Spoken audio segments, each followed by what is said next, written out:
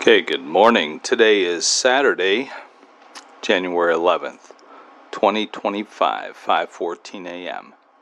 And in my office, about ready to transition now to get a shower, get ready for a men's group this morning, breakfast, and then maybe a shower. I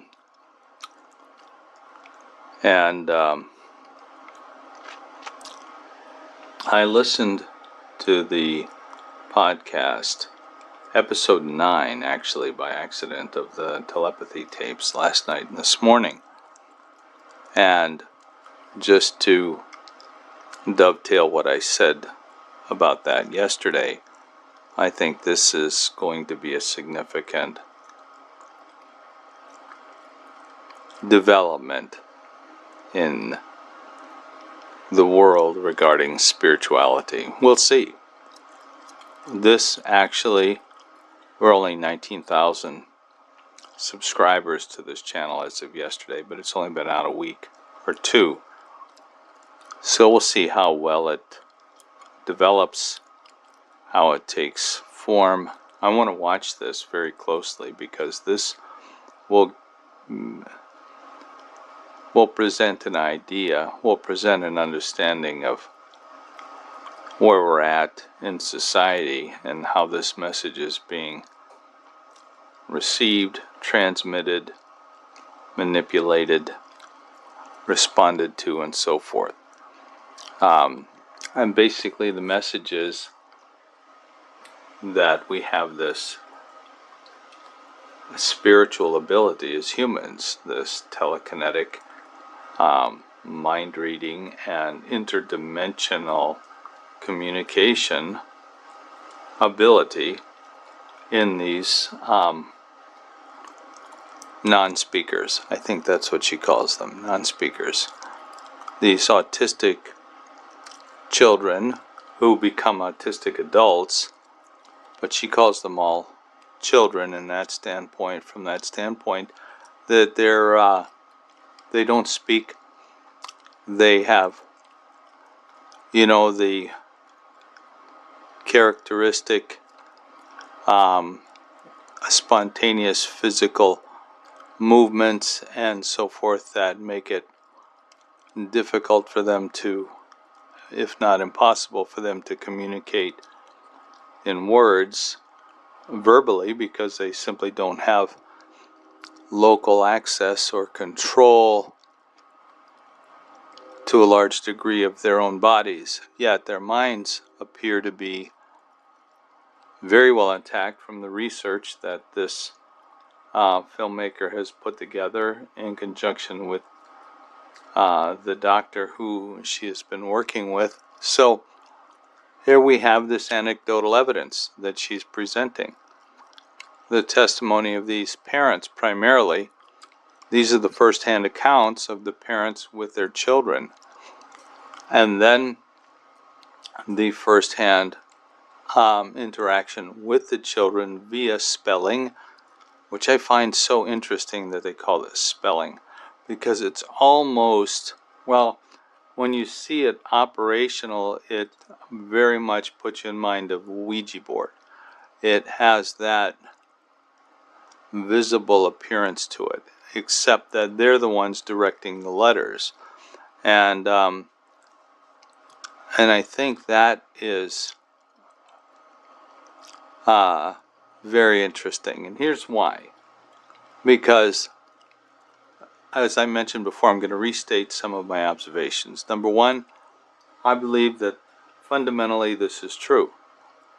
This is what, if we have a cosmic worldview, a biblical worldview, then we believe in the unseen realm, as Dr. Heiser would put it, and we believe in the reality of the spirit and these realms that are being talked about in this episode, very much along the lines of what's being shared here.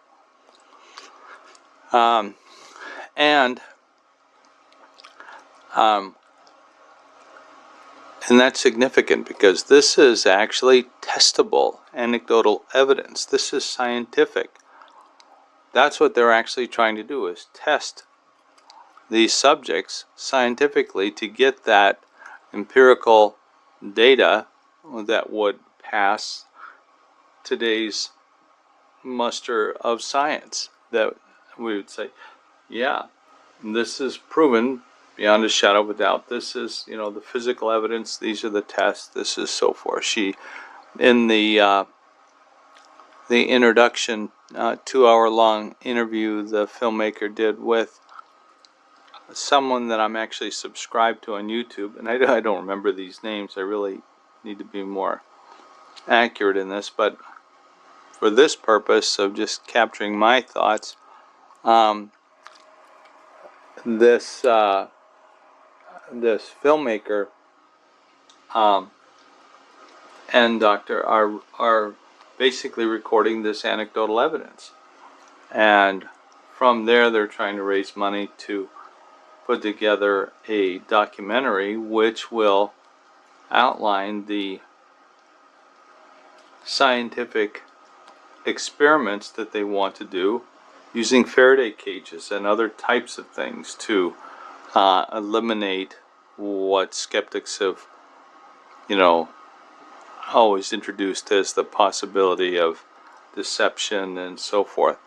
So that to me is fascinating, because I do believe that this is real, and that if it's real, that there's and I believe it's real because of the preponderance of anecdotal evidence, not just through testimonies like this, but through the Bible itself, which I think is actually a step above anecdotal evidence, because it's been transmitted generationally to us with a high degree of integrity. So that is in itself a level of validation that is beyond a first-person, current, live person, anecdotal eyewitness.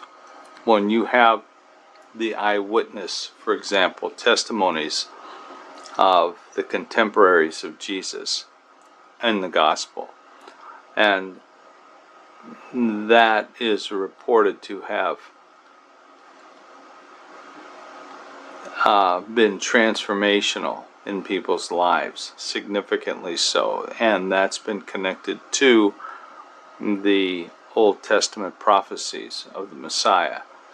And that message has been transmitted intact, basically, from the first century, with the same results individually, not necessarily societally. There have been different periods we would call, quote unquote, periods of revival that people manifest these same attributes of becoming a Christian and then demonstrating the fruit of the Spirit and the love that comes out of that.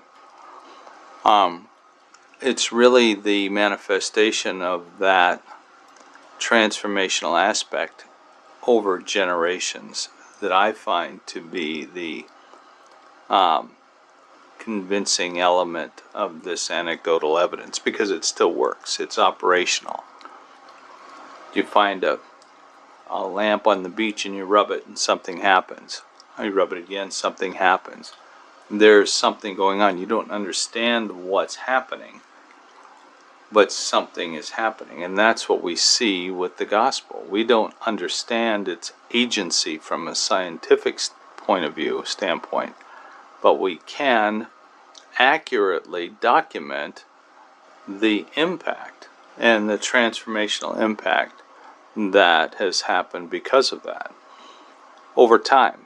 And that's my testimony. So that's my first person testimony. So that has passed muster in my mind, past my subjective threshold of validation, as I call it, for me, into the realm of belief and conviction. That's why when I listen to this, I'm encouraged. I'm like, this is validation. Now, this is where it gets really interesting, and why this is so significant, and I think even more so than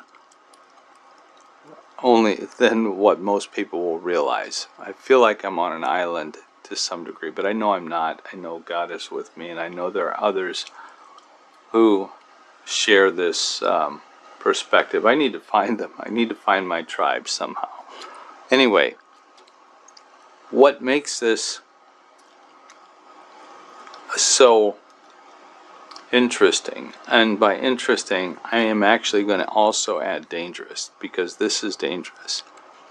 And it's not dangerous as in dangerous that's something that should be shut down or forbidden, but dangerous in the aspect of it's true, but it's only partially true. That was the danger of what the serpent shared with Eve. There was truth, but it was partial truth. And it was in her ignorance. It was that partial truth that promoted Eve's curiosity, so that in her ignorance she ate of the fruit.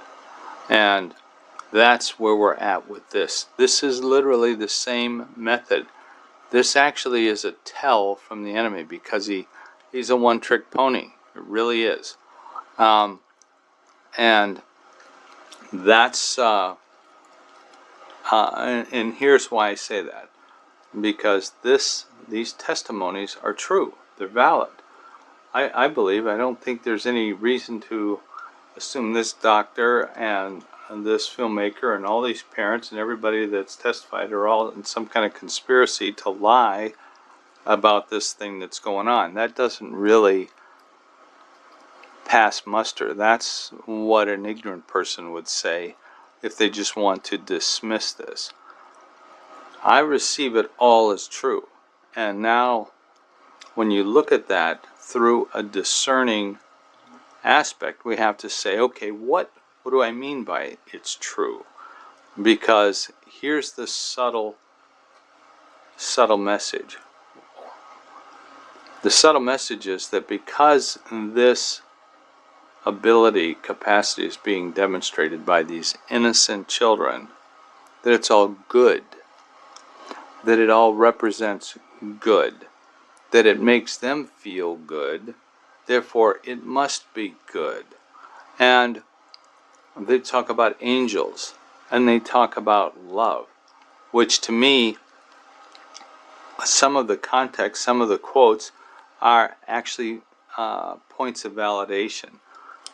The emphasis on love as the end game, as the whole point. I've heard 2 quotes on that in this one episode from these quote-unquote kids, and their transmitting of things that they've learned in this realm, and that to me is consistent with the gospel. If Jesus would tell us something today, he would simply echo what he commanded us to do, commanded the church to do when he was here, and that is, if you love me, you'll keep my commandments.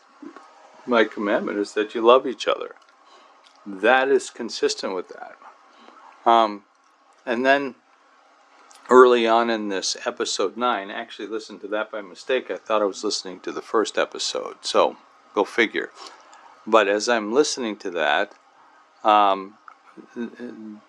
I heard a repeat of something that was in the 2-hour-long interview that actually is the setup for this podcast, which is, I think, 11 episodes. So I listened to that first, but there's this account of this woman, her and her son, they wrote a book, I think it's called Josiah's Fire, where she realized that her son was able to read her mind. And they talk about this, and one of the I can't remember what the message was, but what came from him was that I guess the question was, oh, I know, was something about the first sentence he put down was, God is a good gift giver, something like that. And his mother asked him, this may be wrong, this is how I'm remembering it right now, but his mother asked him, how did you know that? Where did that come from? And then his answer was, Auntie told an angel to tell me to tell it to you, something like that. And Auntie was this long departed great aunt or something that he never heard of, but that was what they called her, was Auntie. So she is now making a connection between this telepathic experience and also the ability to communicate with the dead in this other realm, if you will. And that's where it gets interesting, because according to the Bible, we are not supposed to speak to the dead. We're not supposed to conjure the dead. That's a no-no. And it's a no-no for a good reason, because it opens the door to spiritual entities and beings that are not all good, and we don't have the ability to tell the difference. We are ignorant. We simply do not have the ability to tell the difference. What's interesting to me about that little testimony is that actually, I think, passes muster, because this child, this individual, did not pursue that information, and B, it came through a channel. Auntie, the deceased relative, told an angel to tell him, and I think that is a path of information that would be biblically correct. And I think I even mentioned a little bit about this yesterday. So this is where it gets interesting, because there's also a lot of discussion about this one popular character, episode 9, spoiler alert, this one non-speaker dies, and they talk about his death, how that happened, and how he is still communicating in one way or another with others. This is where the line gets blurred, and this is the danger zone, because that may or may not be true. They certainly may feel like that's the case, but this is the realm of the spirit, and the enemy then is able to very easily manipulate and imitate this type of experience.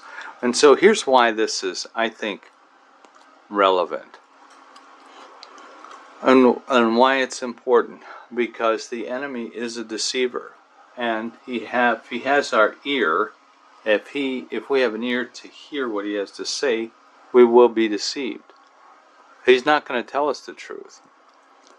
His end game is not for our benefit. So he will tell us things that appear to be true, that seem to be true, that sound to be true, that we want to be true, that feel good at the moment and appear to be true, but in the end they're not. And in the end it will cost us dearly if we're not careful. Very careful. That's why I think the Bible is so significant, and why Jesus said the 2 commandments, love God and love others. We love God, we love His Word, and we love so that we can love others. See, I think our capacity, ability, and our inspiration to love others comes from our love for God. Our love for God is informed and instructed by the Bible, because it is through the Bible that we receive the message of Christ, through the Old Testament into the New Testament, and then into the mouth of a witness that shares the gospel with us, and then we experience the transformational reality of Jesus. And that transformational reality is this, that we love others. See, that's the one thing that I believe is pure gold, is clarity. That's the whole point of the gospel, and that's why the Bible is so significant, and that's why there are these guardrails put around spiritual activity in the Bible itself, because we are in a spiritual world, and there are negative spiritual entities who are seeking whom they may devour and looking for ways to capture, captivate, and otherwise lead astray innocent sheep.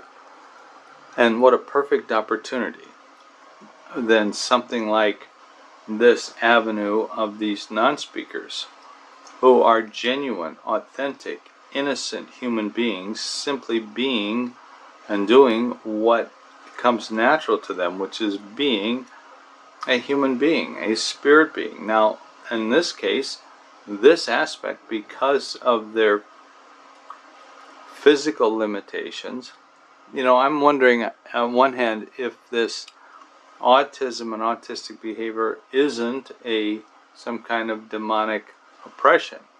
I don't know that to be the case. I'm not going to suggest that it is or isn't, other than that is a possibility. But either way, it leads the way to this enhanced ability to communicate in this other realm, so it appears. Which I think is all consistent, as I said before, from a biblical perspective. And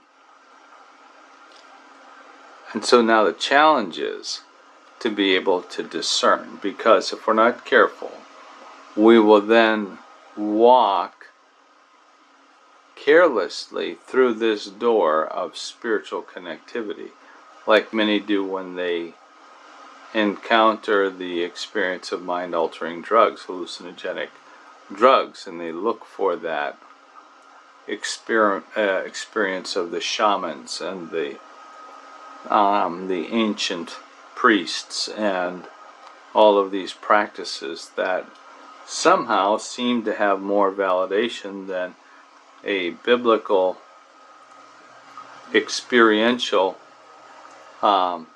testimony.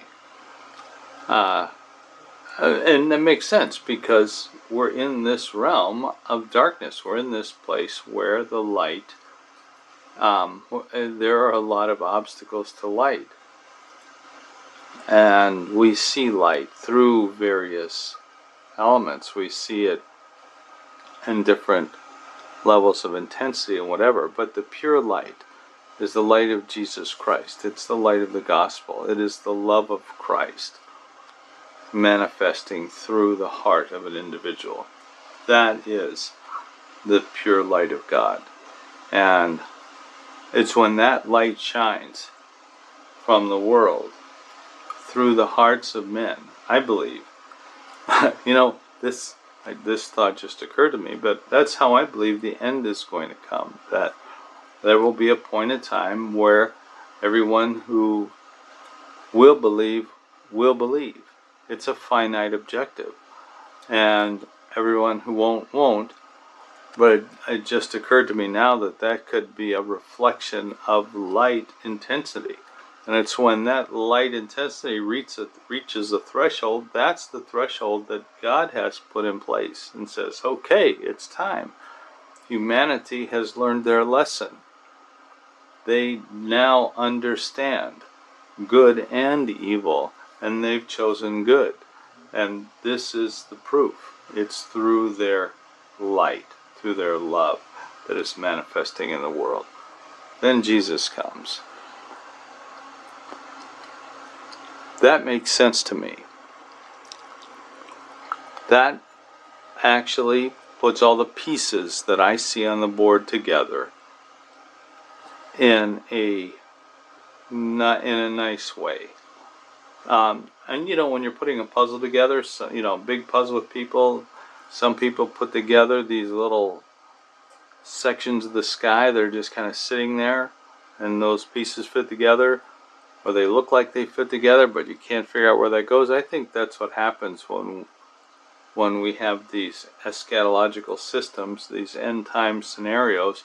These are people putting their own little, collecting the pieces and jamming them together and trying to fit it into the puzzle, and they don't seem to fit. Or they just jam it over here and say this is where it goes, but it doesn't connect to anything else, or the connections are loose or have to be, you know, they don't fit smoothly. I think this scenario allows the pieces to fit smoothly together more so than anything else. It's simple, it's logical, it's direct, and it's matching the evidence that we see in the world today. And it's consistent with what we have with the record of history, both biblical and non-biblical. We can look at good and evil through this lens, see how it's manifested, and see how it's consistent with this biblical interpretation of good and evil, of what took place in the garden, how that's manifested through humanity over time, and the message of Christ and his mission and message, and how that has impacted humanity from the time of his resurrection and ascension, and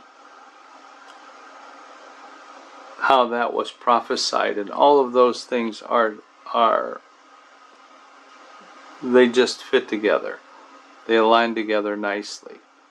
And we don't need any of the other doctrinal add-ons. We don't need anything about total depravity or unconditional election or any of these things that try to make the pieces fit somehow where they don't fit. And make the Bible say things that it doesn't say. This to me is, it provides an interpretive lens that you can look through that is clear, that actually brings these parts of the scripture into focus, into clarity. When you do that, when you look at it through this lens, these things make sense. Everything kind of falls into place, at least in my head. And that's what I'm going to pursue. So I think that's all I want to say about that right now. I just thought that was fascinating. I read from Acts 17 to the end of Acts today, and just as a little postscript, that's what was taking place. The word of Christ, Paul, and I love how he talks about what he was telling the people and what Apollos did when he was instructed. He came and he just showed the Jews from the Old Testament Jesus, how the Old Testament points to Jesus. It's that simple. And some believed, some didn't believe. And that's where we see that we have choice. We have the ability, because we are admonished, encouraged, challenged to believe. And that is the record that we have in the Bible of humanity, the opportunity we have to choose God or not. It is our choice individually. And that is an awesome thing. Alright, so that's all I'm going to say for now. It's almost 5:45. I got to leave in 45 minutes. And I think that was useful. Thank you, Lord, for this day.